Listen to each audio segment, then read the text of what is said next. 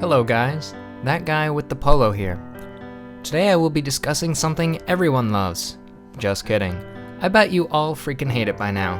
I'm going to talk about politics here in America, and the things I really don't like about them. Here it goes. Number uno.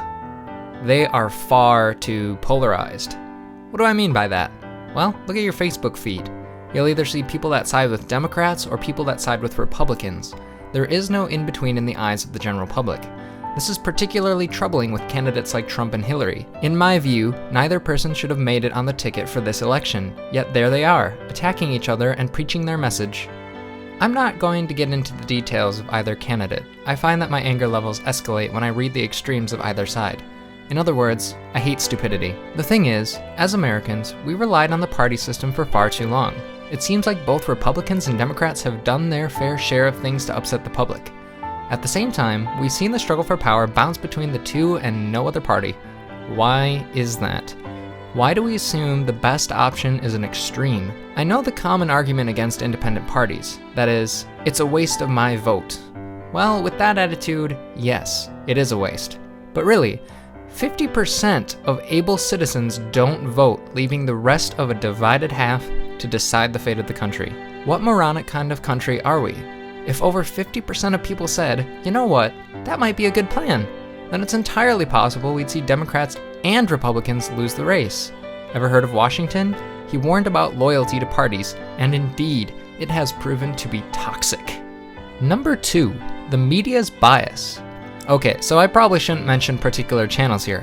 Not like YouTube channels, more like TV channels, if you've ever heard of that thing. These channels pick a candidate and go with them. They make them look like the Greeks made their gods look. Let me state this clearly.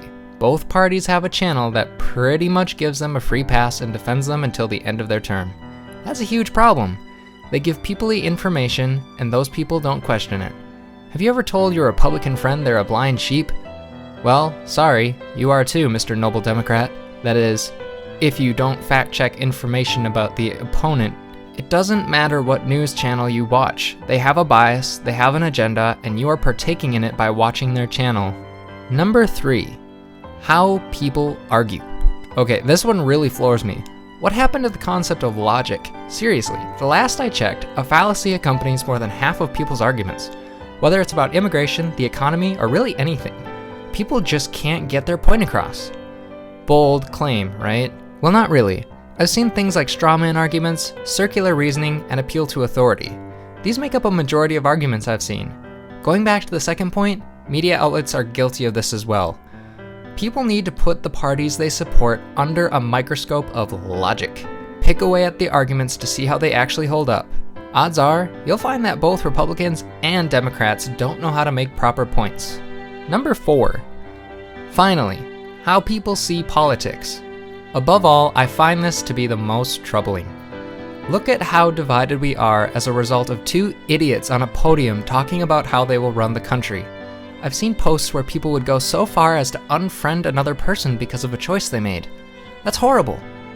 How low have we stooped that friendship relies on politics? How shallow of a person could you be to do that? At the end of the day, there really isn't a right answer with regard to politics. We've been promised so much yet given so little. How could we base our friendships on elections? The people on the podium are never your friend. They shouldn't be unless they prove that their promises mean something. That's really what friends do when the time comes.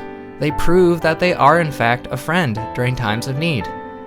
Most of those men and women on the podium lie to you and aren't truly there to support you. Is that what you want for a friend? The point is, we are all different. Politics are subjective. It's only normal that we will have differing opinions. Because of that, it makes little sense to disown someone on the basis of their beliefs. Odds are, they aren't perfectly in line with yours. That's all I have for today. What are your thoughts? I'd love to hear them down in the comments section.